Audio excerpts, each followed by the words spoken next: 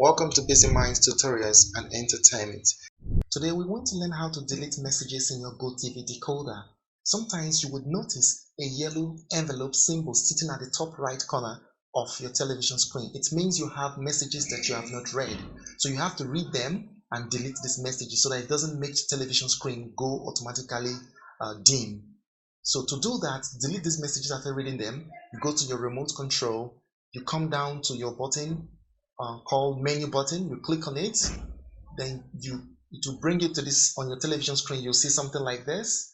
Then the next thing, you want to scroll up to the mail messages. So to do that, you come to your up arrow, click on your up arrow until it takes you to mail messages. Then click enter on your remote control. After clicking enter, you will see your messages display on the screen. So you read them one after the other, and after reading a message, if you want to go to the next message, use your right arrow key to go to the next message. So after reading all the messages, all you want to do is to start deleting the messages by pressing this red button. Once you press the red button once, one message will delete until you keep pressing it until all the messages are deleted from your decoder. And after it's deleted, you will see your television screen will look like this: no mail.